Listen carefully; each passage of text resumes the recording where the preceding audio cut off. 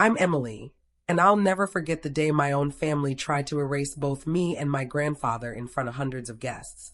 My grandfather, William, a billionaire, had flown 6 hours across the country just to attend my brother Michael's wedding. At 82, his body was fragile, yet his pride remained unshakable. The moment he arrived, my parents shoved him behind the trash cans, treating him like a discarded guest instead of the man who built our family's legacy. My mother's words cut deep. "That old beggar will embarrass us," she sneered. Heat surged in my chest. I tried to speak, and her hand slapped across my face. Gasps rippled through the crowd. Before I could even react, she ordered me out. I stumbled toward the gates, humiliated, tears stinging my eyes. 20 minutes later, the roar of engines reached me. When his private jet touched down, everything changed. The spring sun over Napa Valley felt almost cruel as I walked toward the vineyard gates. My heels clicked on the cobblestones, each step echoing louder than I wanted, reminding me I didn't belong here. Olive trees lined the path. Roses climbed the arches, and waiters glided past with trays of champagne. Not once was I offered a glass. I caught my reflection in a polished glass door. My forest green dress hung awkwardly. It was secondhand, from a thrift shop in Boston. My hair fell loose, a little tousled by the wind, freckles peeking through makeup I hadn't bothered to touch up. Among the sea of designer gowns and tuxedos, I looked completely out of place. "Emily," my mother's voice froze me. Linda approached, that calculated, predatory smile she wore at social events plastered across her face. Her eyes swept over me, shoes, hemline, neckline, as if grading damage. "Decent," she said, her lips curling like it was an insult. "That's all you're going to say?" I whispered, throat tight. She leaned closer, her perfume sharp and suffocating. "You RSVP'd alone. Don't make me regret letting you in." Then she drifted away, laughing too loudly with the guest in sequins. I stood frozen, clutching my bag. I hadn't expected a hug, not even a nod, just a simple "I'm glad you came." But there was nothing. Then I saw him, my brother Michael, the golden child, surrounded by college friends near the olive trees, one arm around Olivia, his fiancée, the other lazily holding a glass of amber whiskey. His laughter floated across the patio effortlessly, while I remained invisible. "Michael," I called, forcing a smile. He glanced at me, eyes flicking over like I was a stranger asking for directions. "Oh, hey, Em. You made it," he muttered, flat and indifferent, already turning back to his friends. Olivia's gaze met mine briefly. Her ivory lace hugged her body as if sewn onto her skin. Her smile was polite, but distant. He crept up my neck. I wanted to turn and run, but something held me there. Something stubborn. This was my family, broken as it was, and I refused to disappear so easily.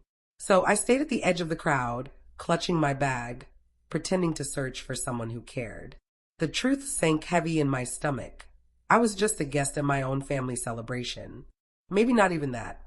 Then, over the clinking of champagne glasses and laughter, I heard tires crunching on gravel. A dark town car slowed near the gates. My heart leapt as the door opened. Grandpa William had arrived. He stepped out slowly, his back slightly hunched, steps deliberate, but his sharp blue eyes found mine and lit up. He wore a dark navy suit, a little loose, a tie slightly crooked, and shoes polished just enough to show he'd tried. At 82, he shouldn't have traveled this far, but he had, for Michael. "Emily," he rasped, voice rough but steady. "You're the only one worth flying for." I rushed forward, wrapping my arms around him. The faint scent of peppermint gum and aftershave clung to his jacket. For a moment, the wedding noise disappeared, leaving just us, me and the only person in this family who truly saw me. But when I looked around, no one else moved. Not my father, Richard, pretending to study the wine list. Not my mother, polishing her bracelet in the sunlight. Not even Michael, who didn't wave. A staffer appeared, clipboard in hand. "This way, sir," he said, guiding Grandpa toward the far side of the patio. I froze. The path curved past the flower arch, the fountain, the outdoor kitchen, and ended at two flimsy plastic chairs squeezed between overflowing trash bins. The hum of catering vents drowned out the string quartet. My chest tightened. "Excuse me," I called to the staffer. "There must be a mistake." He checked his chart, shrugged, and walked off. I turned to my mother, not 20 feet away, sipping champagne like it was oxygen. "Why is Grandpa sitting there?" I demanded. She didn't even glance at me. Finally, she muttered. He insisted on coming. I told him he wouldn't enjoy himself. Beggars can't be choosers. My fist clenched. "He's not a beggar." Her lips tightened. She stepped closer, whispering sharp as glass. "That old man will embarrass us. The way he talks, the way he eats, the way he smells. I won't have him ruining Michael's day." I stared at her, searching for any crack of humanity, but there was none. Cold, untouched. I glanced at Grandpa. He sat quietly on the plastic chair, shoulders slouched, pretending not to notice the cruelty around him. Trash bins and pitying stares from strangers. His hands gripped the cane, knuckles pale as marble. It hit me like a blow to the stomach. My grandfather, the man who had built everything our family had, cast aside like refuse at his own grandson's wedding. In that moment, I knew staying silent was no longer an option. My pulse thundered in my ears as waiters began guiding guests to their seats. Crystal glasses chimed. Laughter drifted across the vineyard. Yet all I could see was my 82-year-old grandfather, relegated to the corner beside the trash bins like an afterthought. My hands shook, but I rose. I wasn't going to let this slide. I tapped my fork against a glass. The sharp ding cut through the chatter. Conversations faltered. Dozens of heads turned toward me. "Excuse me," I began, my voice shaky at first. I drew in a breath, squared my shoulders. "I just have one question." I met my parents' gaze, louder now. "Why is my grandfather seated by the trash bins while strangers enjoy the family table?" Gasps rippled through the crowd. Nervous glances passed between guests. Some leaned forward, intrigued. Then, sharp heels struck the patio like gunfire. My mother stormed toward me, eyes blazing. "You ungrateful girl," she hissed, and before I could react, her hand struck my cheek with a resounding crack. The sound echoed across the patio like a whip. My skin burned, but the humiliation cut deeper. A collective gasp surged through the room. A fork clattered to the ground. Someone whispered, "Did she just?" I staggered back, hand to my face, but refused to cry. "Not here. Not in front of them." "You don't belong here," my mother spat, venom dripping from every word. "You never did. Leave before you embarrass us further." She snapped at a nearby staffer. "Escort her out." I swallowed, forcing my chin high even as my vision blurred. All I had asked was respect for him. I pointed toward Grandpa William, whispering, but no one came to my defense. My father looked away, suddenly fascinated by his cufflinks. Michael shifted uneasily, silent. Olivia leaned close, whispering something, her expression unreadable. The staffer hesitated, eyes darting between me and my mother. My mother's glare hardened. Finally, the staffer stepped forward. "It's fine," I said quickly, voice steady despite the ache in my throat. "I can walk myself out." I turned, heels crunching over gravel, skirt brushing the dusty stones. The crowd parted in silence, 100 eyes on me. Shame wrapped around me like a second skin. Behind me, my mother's voice cut through the air, cold and sharp. Ungrateful, just like her grandfather. I didn't look back. I couldn't. But at the edge of the patio, I felt movement. Grandpa William had risen. Slowly, painfully, he made his way toward me. He pressed something into my palm, a green silk handkerchief, frayed at the edges, embroidered with the letter E. I clutched it tight. My cheek still burned from the slap, but his gesture was a promise. For the first time that day, I wasn't completely alone. I sank onto a low stone wall at the vineyard's edge, gripping Grandpa's handkerchief so tightly the embroidery pressed into my skin. The sting from my mother's slap pulsed across my cheek, but worse was the silence. Hundreds of eyes had followed me as though I were a disgrace. Music and laughter floated faintly from the patio. I almost convinced myself I'd imagined it, until a low rumble, steady and heavy, rolled through the valley.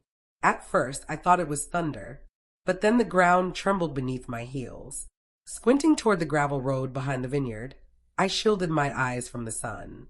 That's when I saw it. A sleek black Rolls-Royce glided into view, catching the golden afternoon light. Two black SUVs followed in perfect formation, engines humming. The cars slowed, deliberate and commanding. I froze. The air shifted. Even the birds seemed to pause. The Rolls-Royce stopped just yards away. A uniformed chauffeur stepped out with quiet urgency, moving to the rear door. Grandpa emerged, not the frail man who'd shuffled from a town car earlier, but William Hale, billionaire founder of Hale Vineyards, whispered about at wine auctions and industry boards. His suit was sharp, navy, and perfectly tailored. His shoes gleamed. Sunglasses shaded his eyes, but his posture, straight, confident, unyielding, spoke volumes. Two men in dark suits flanked him, scanning the grounds with precise, practiced movements. Security. My grandpa, I whispered, breath caught in my throat. He spotted me instantly, paused, and slid off his sunglasses. His eyes, clear, steady, familiar, met mine. Well, sweetheart, he said, voice strong and commanding, nothing like the raspy tone from earlier. Ready to shake things up? I stood, clutching the handkerchief, heart hammering. What's happening? He offered his arm, a tight smile on his lips. Let's see if your brother remembers who really owns this land. My knees nearly buckled. Owns this land? I echoed, stunned. The security men moved toward the side gate, the same gate I'd been shoved through in shame moments ago. This time, the staff didn't block them. One even held it open, eyes flicking nervously toward Grandpa. I swallowed hard, slipped my hand through his arm, and let him lead me forward. My heels crunched the gravel, but I didn't stumble. Not now. Every step pressed the truth harder against my chest. This wasn't a rented venue. It was his vineyard, his empire. And suddenly, I realized I was about to watch the world I thought I knew unravel in front of everyone. Music from the reception drifted through the open patio doors. Guests were mid-toast, glasses raised, laughter mingling with the string quartet's notes. My mother's voice, amplified by a microphone, rang out over the crowd. Her admiration for his ambition, his tireless dedication, shattered like glass underfoot the moment she saw who had just entered through the gate. Grandpa didn't hesitate. His cane struck the stone floor with precise, sharp taps as he crossed the patio, flanked by two security men moving like silent shadows. Conversations halted mid-sentence. Champagne glasses paused in midair, forgotten. My father's jaw slackened. Michael's face drained of color as he lowered his drink. Olivia clutched his arm, frozen as though she had glimpsed a ghost. Grandpa stepped onto the low platform beside the string quartet. Without a word, he reached for the microphone in my mother's hand. She didn't resist, she just stared at him, wide-eyed, as if all the air had been stolen from her lungs. Turning to the crowd, Grandpa's voice was calm but commanding. I wasn't going to speak, he began. After all, this is a wedding, a day for joy, for love. But sometimes, silence is mistaken for weakness, and I believe it's time the truth comes out. A ripple of murmurs ran through the guests. My father fidgeted, tugging at his collar. Michael stared at his shoes. Grandpa's gaze swept the room. I built this vineyard with my own hands. I named it after my late wife, Carmen. I entrusted it to this family, expecting it to be cared for. But when I arrived today, no one welcomed me. No one even asked where I should sit. Instead, I was placed next to the trash bins, a message clearly meant to tell me I was disposable. A gasp rose from the back. A whispered, "Oh my God." Grandpa's eyes then turned cold and deliberate toward my parents, and I understood the message perfectly. My mother finally found her voice. "William, please, you're making a scene. Don't ruin Michael's day." Grandpa's cane slammed down on the stage, cutting her off. The sharp crack echoed through the glass ceiling like thunder. Ruin it? No. What destroys a day is cruelty hidden behind pride. What destroys a family is greed disguised by champagne. His voice grew stronger, steady and commanding. You think I am the embarrassment? No. The embarrassment is yours. He paused and then turned toward me, his eyes softening. I built this empire for her, he said, pointing directly at me. Not for you. The room seemed to lose its breath. Forks clinked against plates. Hands shook. Olivia's parents exchanged alarmed glances, every gaze fixed on me as I stood near the arch, half hidden in shadow. Her. Michael's voice cracked with disbelief. You can't be serious. Oh, I am very serious, Grandpa replied, his tone steel. She was the only one who stayed by me when I was ill. The only one who truly cared. The rest of you. His eyes swept my parents, then Michael. Too busy polishing your reputations. He gestured to me. She sat with me through long, lonely nights. While your mother's face twists with rage, calling her nothing, she is everything you are not. Grandpa's booming voice cut her off. The crowd was silent, but it wasn't polite. It was tense, breathless, full of weight. I felt hundreds of eyes on me, but this time I didn't shrink. My cheeks burned from the slap I had taken earlier, but the shame was gone. In its place was strength, anchored by the green silk handkerchief still clutched in my hand. He lifted the microphone higher, his words slicing through the room. You wanted to bury me behind the trash. Instead, you buried yourselves. Truth doesn't rot in darkness, it waits. And now it has arrived. The room froze. The glass-walled reception hall thickened with tension. Every guest caught between disbelief and dread. Grandpa reached into his blazer and pulled out a thick, cream-colored envelope, sealed and notarized. This, he said steadily, is the will. The true will signed, dated, and witnessed long before any of you tried to twist it. Gasps rippled through the crowd.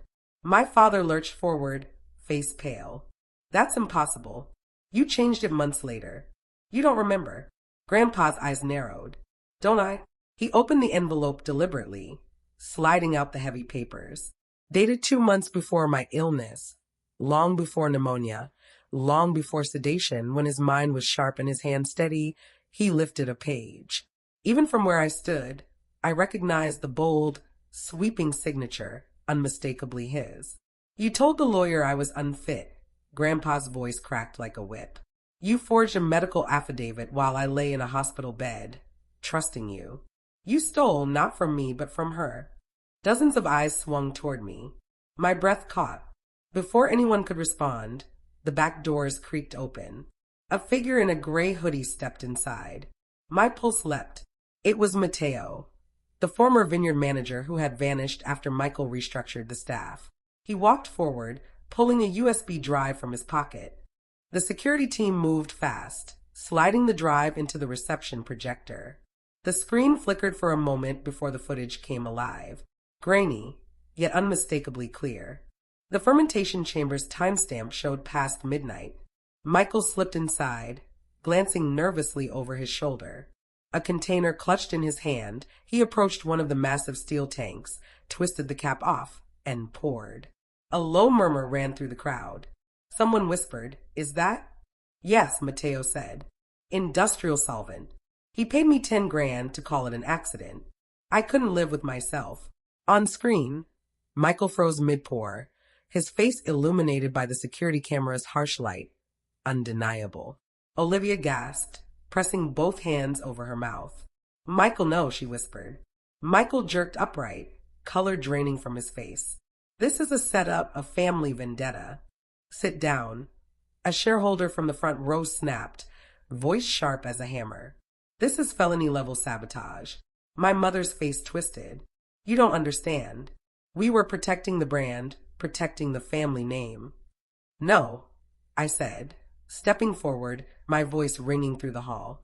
"You were protecting your ego, willing to poison everything, including Grandma's last blend, just to maintain control."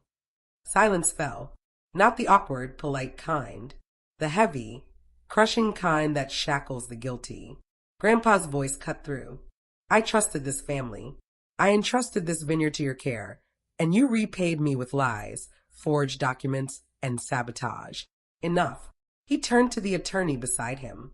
The man adjusted his glasses, cleared his throat, and lifted a leather folder. Effective immediately, the lawyer read, voice firm, "William Hale has transferred all legal authority and controlling interest in Hale Vineyards to his granddaughter, Emily Hale. The land, the winery, and all associated assets are now secured under her name." The words hit like thunder. Guests gasped. A few even clapped softly. But my family, my so-called family, sat frozen. My father's lips moved silently. My mother's hands gripped the chair behind her, knuckles white. Michael looked as if the ground had vanished beneath him. Grandpa raised his cane, pointing directly at them. You tried to erase me. You tried to erase her. But the truth doesn't bend. No matter how much money you throw at it, all I see is the truth. I stood there, handkerchief still clenched in my fist, feeling the shame from earlier burn away, replaced by something fierce, unshakable. For the first time, I wasn't the outcast. I was the heir. The reception hall felt like a graveyard of shattered illusions. Guests shifted uneasily in their seats, whispers curling like smoke. The string quartet had stopped, instruments resting silently in their laps. Michael was first to explode. He bolted upright, voice wild. This is insane. It's all lies. She set me up. He jabbed a finger at me, face blotched red. Emily doesn't deserve any of this. She's always been jealous. Tell them, Mom. Tell them. Linda rose beside him, her pearl necklace trembling against her throat. Of course she's jealous. She has nothing. Always has been nothing. William, this is madness. You're destroying your own family. I took a deep step forward, heart racing but voice steady. No, Mom. You destroyed this family the moment you chose appearances over love. You slapped me in front of everyone for defending him. You treated Grandpa like garbage because you thought he was powerless. That's who you are. Her eyes narrowed, venom dripping from her words. You still don't belong, Emily. You never did. Something inside me hardened. I lifted my chin, meeting her glare head on. You're wrong. I used to think I was the failure, the outsider, the shame of this family. But now I see clearly.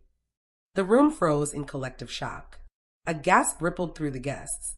One woman clutched her pearls, shaking her head in disbelief.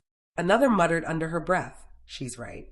Richard, my father, at last, his voice broke through, thin and desperate. Stop this. You'll ruin everything. I met his gaze, my throat tight, but my words unwavering. I've thought about this all night, all my life. I'm done carrying the burden of your lies. Michael's chair screeched as he lunged toward me, fists clenched. One of Grandpa's security men intercepted him instantly, pressing a firm hand against his chest. Sit down, sir, the guard commanded evenly. Michael froze, panting, eyes darting around the hall as if searching for an escape.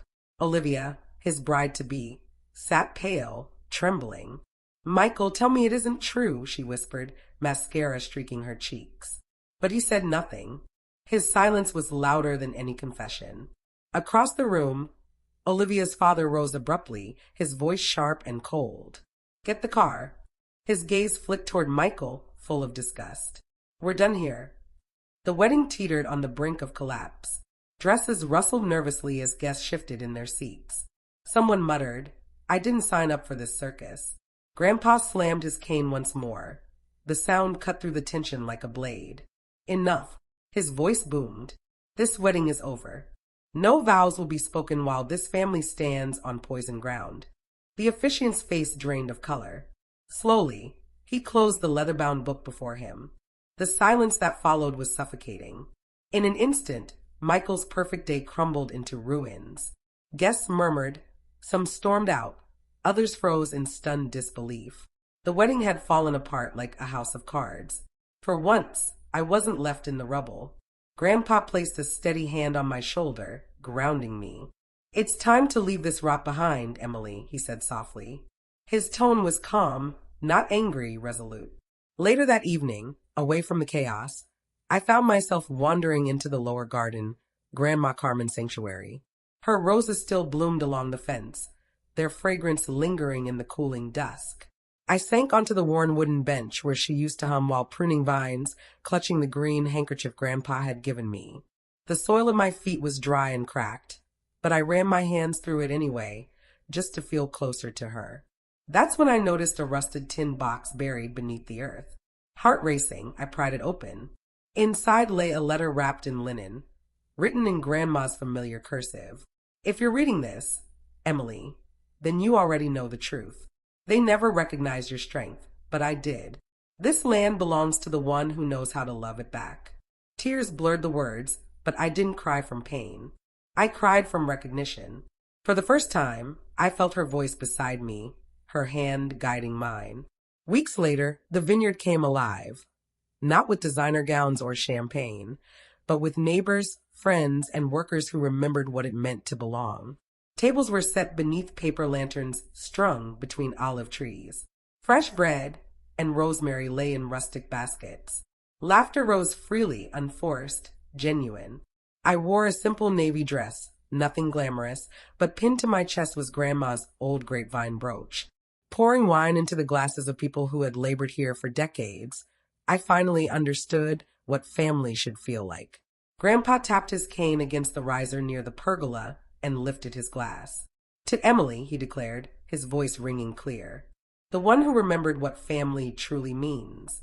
This vineyard doesn't belong to me anymore. It belongs to her because she chose love over pride." The crowd erupted in applause, glasses clinking in celebration. I raised mine too, though my throat was too tight for words. Later, when the garden emptied and only the lantern light remained, I walked alone between the vines. The soil crunched beneath my shoes, and the night air smelled of earth and possibility. At the base of the main vine stood a plaque we'd installed that morning, "For Carmen, for those who bloom after being buried." I touched the brass, then the soil beneath, whispering softly, "Thank you for waiting." For the first time, I didn't feel like a visitor. I didn't feel like an embarrassment. I felt home. If you enjoyed this story, don't forget to subscribe to my channel for more tales of courage, love, and triumph.